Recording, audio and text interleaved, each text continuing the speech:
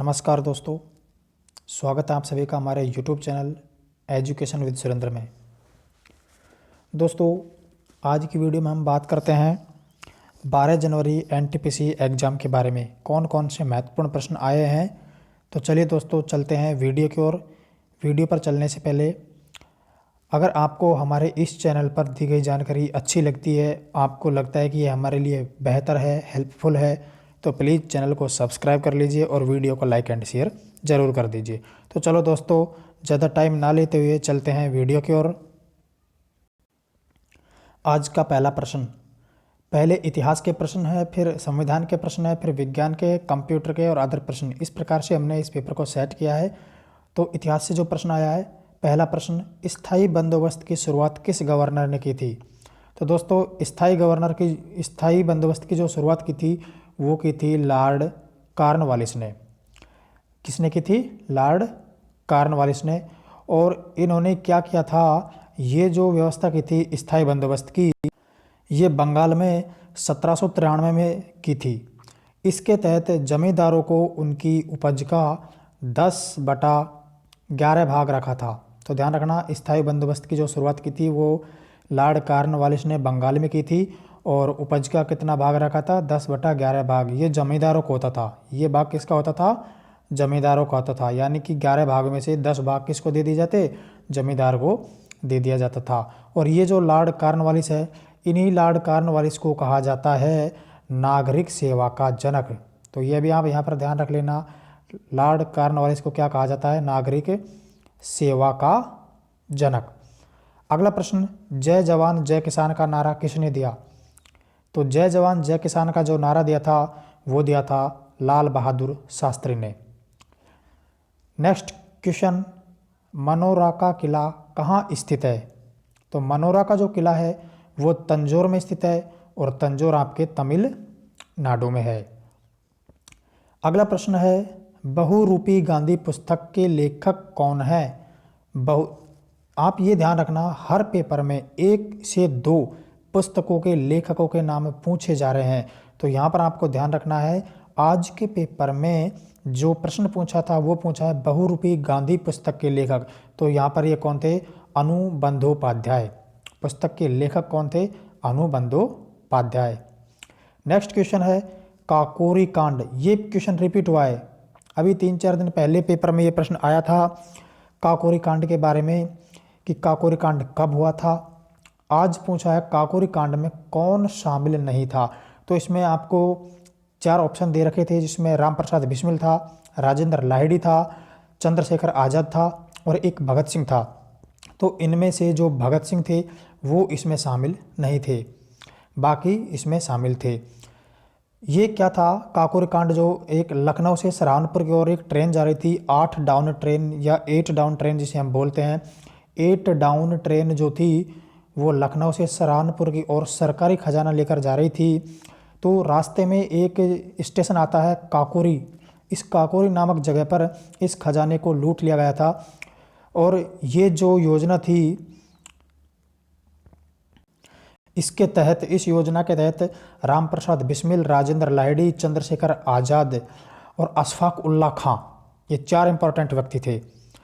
तो इनमें से रामप्रसाद बिस्मिल, राजेंद्र लाहिड़ी, रोशन लाल और अशफाक उल्ला, इन चारों को फांसी की सज़ा दी गई थी। रामप्रसाद बिस्मिल, राजेंद्र लाहिड़ी, रोशन लाल और अशफाक उल्ला, इन चारों व्यक्तियों को फांसी की सज़ा दी गई थी, जबकि चंद्रशेखर यहाँ पर इनके हाथ नहीं आए थे। तो ध्यान रखना, इन चारों को फांसी दी गई थी। किन 4 व्यक्तियों को दी गई थी काकोरी कांड के तहत फांसी? ये प्रश्न आपसे पूछे जा सकते हैं। रामप्रसाद बिस्मिल ने सरकारी खजाने को लूटने का विचार बनाया था और अशफाक उल्ला खां संभवतः पहला व्यक्ति था जो आज़ादी के लिए फांसी के तख्ते पर चढ़ा था। एक यहाँ पर प्रश्न पूछा गया है आपके, बहुत इंपॉर्टेंट प्रश्न है ये, मोपला विद्रोह के बारे में। जो प्रश्न पूछा गया है वो बहुत इंपॉर्टेंट क्वेश्चन बनता है यहाँ से, मोपला विद्रोह के बारे में। जी हाँ, तो चलिए मोपला विद्रोह की हम बात करते हैं। मोपला विद्रोह जो था ये कहाँ पर हुआ था? पहली बात, केरल में। मोपला विद्रोह कहाँ पर हुआ था? केरल में। केरल में जो जगह है वहाँ पर मालाबार, इसलिए इसे मोपला विद्रोह को मालाबार विद्रोह भी कहते हैं। और इस समय जो गवर्नर था वो कौन था? Lord reading. गवर्नर कौन था? Lord reading. तो ध्यान रखना, मोपला विद्रोह केरल में हुआ था, मालाबार नामक स्थान पर हुआ था, और इसलिए इस विद्रोह को मालाबार विद्रोह कहते हैं। और गवर्नर जनरल इस समय कौन थे? Lord reading. यहाँ पर देखिए, आपसे अभी एक प्रश्न पूछा था, स्थायी बंदोबस्त की शुरुआत किसने की थी? तो लॉर्ड कॉर्नवालिस ने।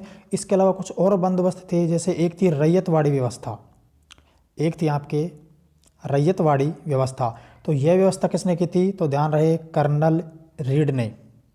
रैयतवाड़ी व्यवस्था जो थी ये कर्नल रीड ने 12 महल नामक स्थान पर दक्षिण भारत में था, जिसमें उपज का तीसरा भाग जो थे वो जमींदार को दिया जाता था।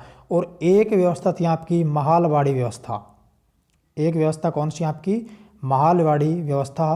तो महालवाड़ी व्यवस्था जो की थी ये की थी हॉल्ड मैकेंजी ने। ये किसने की थी? हॉल्ड मैकेंजी ने। तो ध्यान रखना, रैयतवाड़ी व्यवस्था कर्नल रीड, महालवाड़ी व्यवस्था मैकेंजी, और स्थायी बंदोबस्त लॉर्ड कॉर्नवालिस। मोपला विद्रोह के बारे में हमने बताया आपको। मोपला विद्रोह मालाबार केरल में हुआ था, और इस समय वायसराय कौन थे? कर्नल रीडिंग थे। चलिए अगले प्रश्न की ओर चलते हैं। संविधान से राज्यपाल की नियुक्ति किस अनुच्छेद में है? राज्यपाल की जो नियुक्ति है वो किस अनुच्छेद में है? तो ध्यान रखना, भारतीय संविधान के अनुच्छेद 153 के तहत राज्यपाल की नियुक्ति की जाती है। अनुच्छेद 153 में दिया गया है कि प्रत्येक राज्य का एक राज्यपाल होगा, और अनुच्छेद 154 में यहाँ पर दिया गया है कि राज्य कार्यपालिका की जो समस्त शक्तियाँ हैं वो राज्यपाल में निहित होगी, जिसका प्रयोग वह या तो स्वयं करेगा या अपने अधीनस्थों के माध्यम से करेगा। नेक्स्ट प्रश्न पूछा है यहाँ पर, 16वीं लोकसभा के अध्यक्ष। 16वीं लोकसभा के अध्यक्ष कौन है? सुमित्रा महाजन। ध्यान रखना, इस प्रश्न में कन्फ्यूज नहीं होना आपको। वर्तमान में कौन सी लोकसभा चल रही है? 17वीं। वर्तमान में जो लोकसभा चल रही है वो 17वीं लोकसभा है, और 17वीं लोकसभा के अध्यक्ष कौन है? ओम बिड़ला। 17वीं लोकसभा के अध्यक्ष कौन है? ओम बिड़ला, जो राजस्थान से कोटा बूंदी लोकसभा क्षेत्र से निर्वाचित हैं। तो 17वीं लोकसभा के ओम बिड़ला हैं, और यहाँ पर इन्होंने पूछा है 16वीं लोकसभा का अध्यक्ष। तो 16वीं लोकसभा की अध्यक्ष कौन थी? सुमित्रा महाजन थी। नेक्स्ट क्वेश्चन साइंस से, पौधे की ऊंचाई किस यंत्र के द्वारा मापते हैं? तो ऑक्सीनोमीटर। ऑक्सीनोमीटर जो है इससे पौधे की ऊंचाई मापते हैं। ये बहुत सारे यंत्र हैं, आप साइंस में पढ़ सकते हो, उनको अच्छे से पढ़ लेना। हर प्रश्न में, हर पेपर में एक न एक प्रश्न इनसे जरूर आ रहा है। जैसे दूध की शुद्धता मापते हैं लैक्टोमीटर से, पौधे की ऊंचाई यहाँ पर आपको दे रखी है, ये किससे मापते हैं? ऑक्सीनोमीटर से। इसके अलावा पहाड़ों की ऊंचाई सेक्शन से, और हृदय की धड़कन स्टेथोस्कोप से नियंत्रित कौन करता है? पेसमेकर। दूध की शुद्धता लैक्टोमीटर।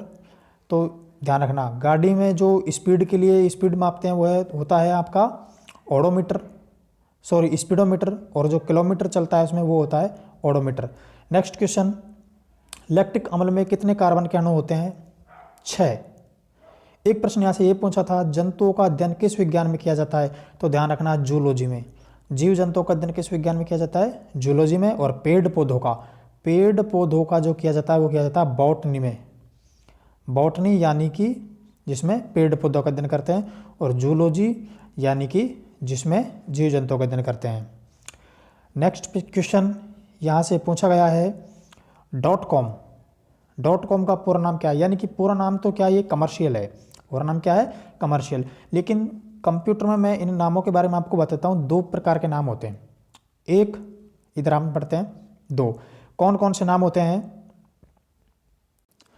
एक तो होता है प्राइमरी नेम, एक तो होता है आपका प्राइमरी नेम, और एक होता है आपका एक्सटेंशन नेम। एक्सटेंशन नेम यानी कि आपने देखा होगा, जैसे किसी फाइल के नाम के बाद में पॉइंट लगाकर जैसे .com लिखा होता है, या DOC लिखा होता है, या JPG लिखा होता है। तो ये जो है ये क्या है? एक्सटेंशन नेम है। इनसे पता चलता है कि ये फाइल किसके बारे में है। तो .com का यहाँ पर पूछा इन्होंने, इसका पूरा नाम क्या होता है? कमर्शियल होता है। www का प्रीफिक्स, www का प्रीफिक्स क्या है? तो HTTP। HTTP की फुल फॉर्म होती है हाइपर टेक्स्ट टाइप प्रोटोकॉल। एक प्रश्न यहाँ से पूछा है, गेट की फुल फॉर्म। तो गेट की फुल फॉर्म क्या है? General agreement on traffics and trade.